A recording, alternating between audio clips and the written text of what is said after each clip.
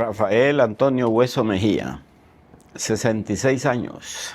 Bueno, mi formación básica es ingeniero agrónomo con una especialidad en administración de empresas y medio ambiente. Mi nombre es Leticia Gutiérrez de López. Tengo 63 años, acabo de cumplirlos en septiembre. Y bueno, hago varias cosas. Una de las cosas que hago que disfruto es cuidar a mis nietos, a mis 2 nietas. Así que tengo de lunes a viernes, las cuido. También tenemos un pequeño emprendimiento con mi esposo. Hacemos jaleas y encurtidos y vamos a los mercaditos. Y los domingos animamos a las iglesias a ver misiones y también a colaborar o a ofrendar para el Centro Sofía. Hablamos del Centro Sofía, de lo que hacen allá, tenemos noticias frescas. Así que eso, animamos a los hermanos. Me llamo Carlos Alberto Meléndez, tengo 70 años, soy médico de profesión con una especialidad de pediatría y cirugía pediátrica. Tengo 44 años ya de estar trabajando en el área de salud y como lo dije, estoy dedicado totalmente a la atención de los niños en El Salvador. Trabajo para la mayor institución de salud de este país, que es el Ministerio de Salud, y estoy todavía activo. Sigo trabajando, espero que este sea mi último año, pero sigo trabajando activo en una unidad de salud. ¿Qué le motivó a ir a este lugar específico, en ese momento específico, a compartir el Evangelio? Bueno, por mi función como encargado de hasta lo último de la tierra, era una de mis funciones era cuidar de los misioneros. Aunque en realidad la responsabilidad nuestra es orar, ofrendar, atenderlos y cuando se puede, pues visitarlos. Entonces, siempre había tenido la oportunidad de visitar a algunos misioneros, pero en esa oportunidad pues me nació y me uní al grupo que se estaba preparando para ir a ese viaje misionero. Dios me llamó en la iglesia, en Versalles, porque Rixi Leiva, ¿verdad? Ella salió y iba precisamente a Níger, y la iglesia en ese año la envió, ¿verdad? Ella hizo un año allá en África, entonces la iglesia lo envió. Cuando ella regresó, yo ya me quería ir, ¿verdad? De contarme todas las cosas y los milagros y todo lo que Dios hace ahí, ¿verdad? Yo dije, yo voy a ir, ¿verdad? Pero sentía temor, ¿verdad? Yo tengo 2 hijos, no habían terminado la universidad. Uno de ellos no había terminado la universidad. Así que, y cuando lo comuniqué a mi familia, ¿verdad? Yo le dije a mi esposo, me dijo, todavía no es momento de ir. Así que pasé un año más, ¿verdad? Dije, voy a obedecer, ¿verdad? Me quedé un año más en El Salvador. Después hice un viaje. Después de mi hijo había terminado la universidad, estábamos ya cerrando nuestro ministerio en Ciudad Versalles. Así que tenía el tiempo de poder ir, ¿verdad?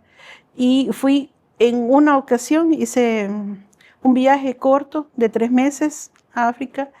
2 años después hice otro más, iba mi esposo también conmigo. Y después, 2 años después, hice un viaje más largo de 2 años. Quiero decirte que fue un proceso que nos tomó varios años, ¿sí? Yo creo que lo que más me impactó a mí, creo que a mi esposa, fue el tema de las celebraciones misionales. También Rixi es muy amiga de Katia, y cada vez que ella regresaba y retornaba, nosotros la recibíamos en casa y ella nos contaba y nos motivaba a hacer un viaje. Tomó hasta unos 3, 4 años ir pensándolo, haciendo números, hasta que tomamos la decisión de decidir ir. No fue fácil, quiero decir que primero tuvimos que plantearle la idea a nuestros hijos y dejar a uno encargado de la casa, ¿verdad? Hacer cuentas. En ese momento la recolección de la financiación creo que fue nuestro máximo problema. Y Rixi nos preparó donde casi un año en el tema de qué es lo que significa llegar. Muchos de nosotros confundimos, ¿verdad? Una emoción de escuchar que en otro lado hay ya el campo listo. Entonces uno dice, ay, yo podría hacerlo yo. Y uno dice, esa es una gran emoción que siento, ¿vea? Pero en mi caso, no fue una voz del cielo, no fue un rayo, sino que fue exactamente lo que se llama una incomodidad, ¿verdad? Yo sentía que el corazón me ardía, ¿verdad? Que yo decía, yo puedo hacerlo, yo puedo ir. Todo lo que Dios me ha dado todos estos años, me ha preparado para ir. Y yo he visto ese deseo en mucha gente, y es la voz de Dios llamando, hablando. Y uno dice, no, es una incomodidad. No, solo es una emoción, y no es cierto. Es que Dios está llamando a su corazón. Y uno dice, no lo tome en serio, pero Dios directamente le está llamando. Sí, yo sabía que tenía que ir. Pasamos todo un año preparándonos, tuvimos reuniones mensuales y tuvimos varios temas, trabajos en equipo, conocernos y todo.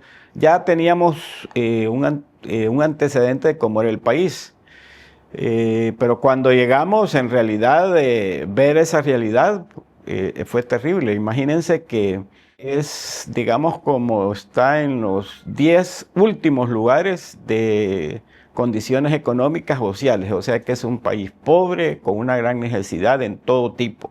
Bueno, por ser un país eminentemente islámico, la predicación no se puede hacer abiertamente. Y recientemente ha habido un golpe de Estado y nos informan de que todavía es más limitado. Así que ahí la forma de poder predicar el Evangelio es por medio del servicio y la relación.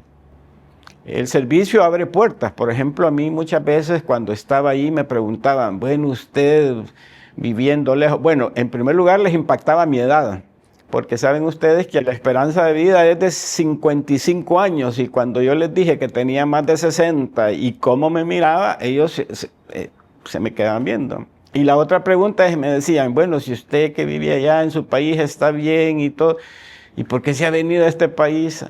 Entonces ahí aprovechaba yo para... También pues tuve la oportunidad de poderles capacitar en 2 temas que yo llevaba preparado. Uno era el tema de agua, porque allá es un problema serio. Logramos conseguir una donación de filtros de agua y los logramos instalar y capacitar. Y el otro tema es que yo pues conozco de agricultura orgánica, entonces poder preparar abonos orgánicos con los insumos que ellos tenían. Entonces, durante las charlas yo ocupaba, por ejemplo, cuando me tocó el tema del agua, yo les decía, miren, Dios nos hizo que estuviéramos totalmente, entonces ahí metí el tema, igual que en la agricultura, yo les decía, miren, la agricultura es la actividad que Dios ha hecho para que los conozcamos más, la tierra, entonces ahí aprovechábamos. Y siempre más de alguno pues interesaba y ahí aprovechamos. Pero sí, predicar abiertamente no se puede en esos países. En este momento el país está convulsionado políticamente. Ellos están buscando una libertad que piensan que han perdido, que alguien les ha arrebatado. Otros países, ¿verdad? Francia, Estados Unidos, que les arrebata su libertad. Y ellos luchan por ser libres. Pero en su lucha, ellos lo que necesitan es alguien que les liberte verdaderamente, del corazón. Una libertad espiritual, eso es lo que ellos necesitan, pero no lo saben. Ellos siguen luchando porque lo que ellos están buscando es una libertad espiritual. ¿Y sabe quién tiene esa respuesta? Nosotros los cristianos.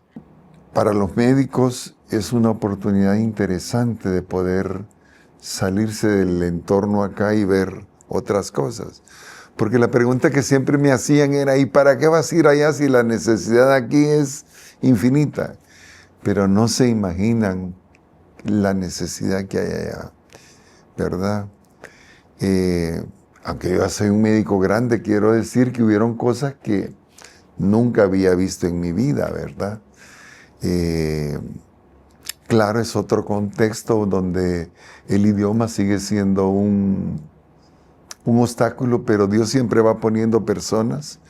Mi esposa habla inglés, pero en inglés se hablaba al francés, del francés al sauma, y de ahí venía el retorno. Total, una consulta que debería de durar aquí normalmente 10, 15 minutos, 20, a veces se hacían un poquito más difícil. Pero creo que Dios nos utilizó a todo el grupo para poder llegar. Algo bonito que hubo es que había un mismo sentir.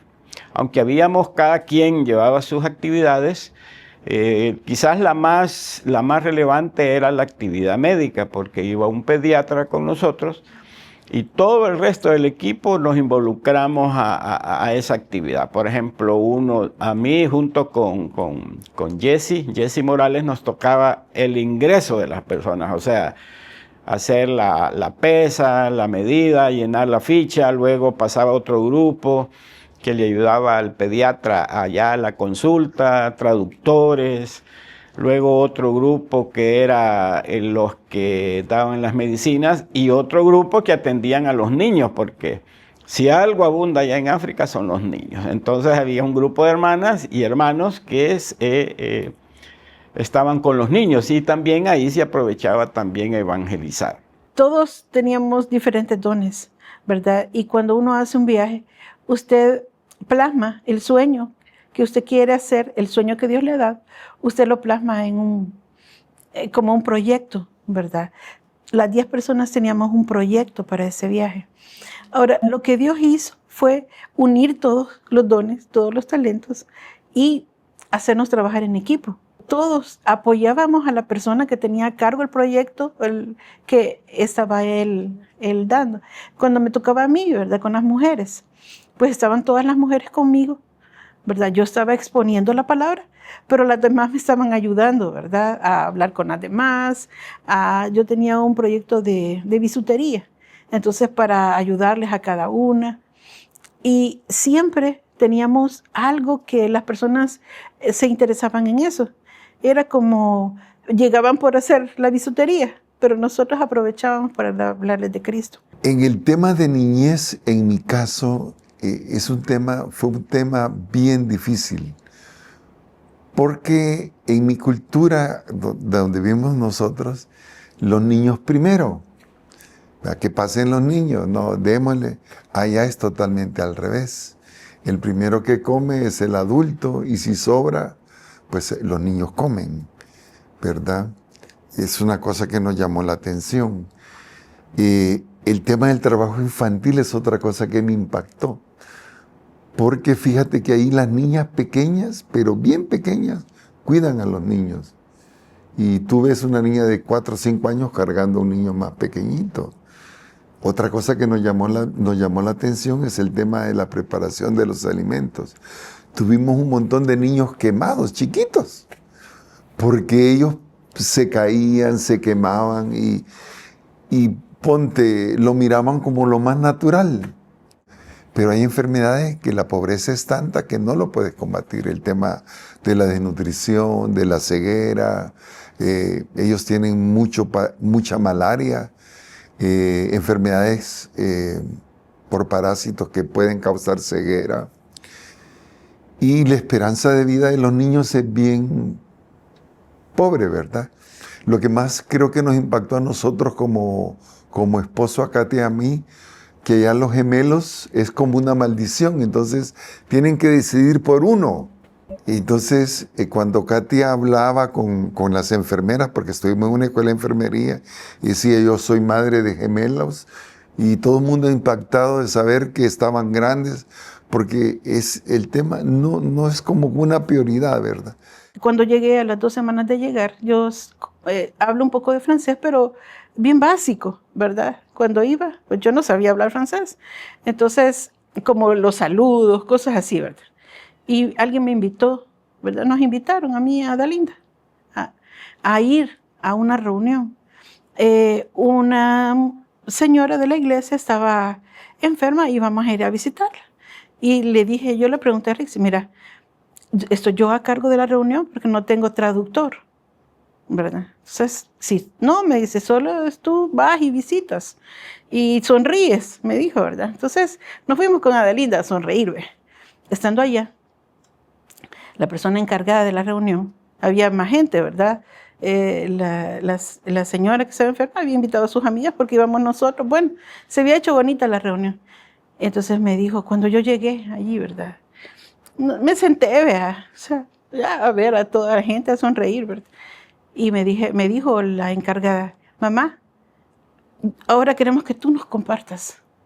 No teníamos traductor. Yo no podía, o sea, pero yo no dije que no, porque Dios me dijo que no dijera que no, que yo hablara. Y yo dije, ¿qué voy a decir? Adelinda había estado 6 meses antes de mí ahí. Entonces me dijo, no se preocupe, yo le voy a ayudar. Vaya, y yo está bien, ¿verdad? Si Adelinda me ayuda, pues yo le doy, ¿verdad? Y yo prediqué, sin traductor, en francés. Ese día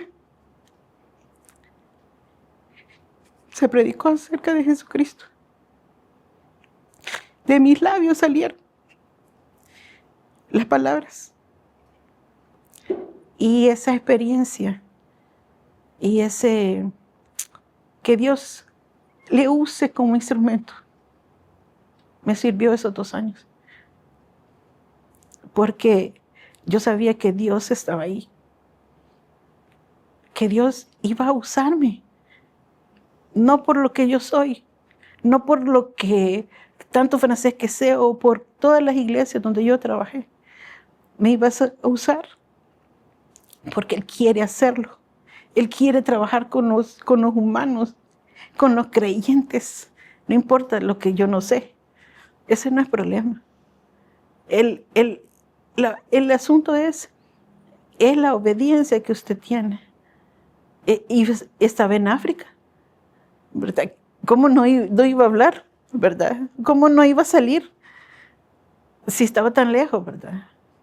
Así que ese es el mayor milagro. Bueno, Dios ha hecho muchos milagros en mi vida, pero ese era Dios diciéndome, yo estoy contigo. En el caso de ese país de África, ver a los niños necesitados y ver aquel amor de niños, aquellos hombres agradecidos porque yo les estaba transmitiendo poquito lo que yo les enseñaba. Y ver de que en realidad esas personas también, igual que nosotros, necesitan de Dios, necesitan de Cristo. Y allá no hay la oportunidad como nosotros, que hasta en los buses vemos la Biblia, ¿verdad? Allá no hay, lo que escuchas tú son campanas de las mezquitas y el poder hablarles. Y más que todo, cuando ellos ven esa actitud, como yo les dije, el solo ver que uno de estas tierras llega por allá, para ellos es importante. Y en mi caso le da. A mí me decían muchos africanos, usted debería estar ya descansando, cuidando nietos, y ver que yo había hecho ese gran viaje. Y también de alguna manera lo sensibiliza a uno, ¿va? Yo después de eso, cuando yo hablo de viajes cortos, puedo hablar con propiedad, ¿va? Entonces, porque sí sé lo que eso significa. Y a la larga, después de que uno lo ha hecho, usted se da cuenta que todas esas barreras que usted ponía no son nada con la satisfacción de haber ayudado a los misioneros, a quienes se trabaja, y por qué no decirlo, al evangelio. Cuando nosotros regresamos del primer viaje y nos presentamos a los pastores, hicimos una planificación a 10 años, en el corto, en el mediano y en el largo plazo, que hemos tratado de cumplirla. Hoy estamos en el largo plazo, ya pasó un buen largo, pero ahí está Rixi, ahí está Adelinda.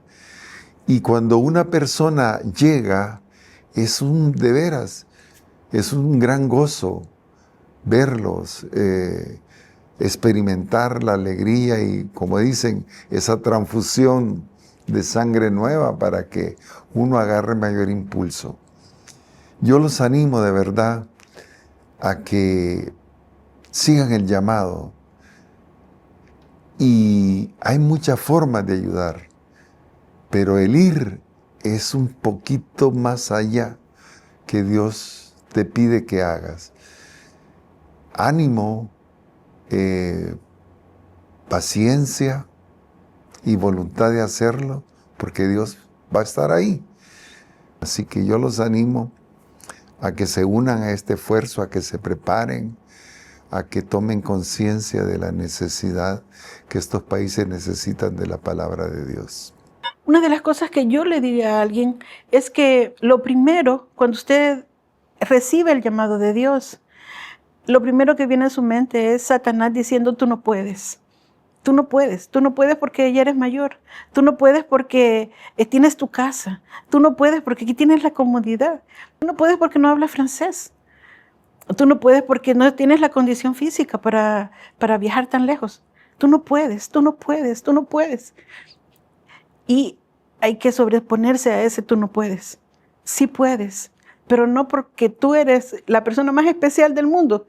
Puedes, porque Dios está allí, usándote como un vaso. ¿Puede ser que pierdas la vida? Sí, puede ser. Puede ser que te quiten y te boten todas tus medicinas. Puede ser que sí. Puede ser que te pasen cosas malas allá. O puede ser que a tu familia le pasen cosas malas acá. Pero tú puedes hacerlo porque Dios está contigo. Y es una certeza que tú tienes, que Dios está contigo. Si tú no tienes el dinero, Dios va a dártelo. Si tú no tienes esos dones espectaculares, ¿verdad?, para hacerlo, Dios te va a ayudar en el momento que tú lo uses. Dios va a estar ahí. Yo te diría, mira, ve, hazlo. Ten el valor de decirlo. Yo voy a ir. Dios me está llamando para ir a ese país y yo lo voy a hacer. Y Dios va a respaldarte.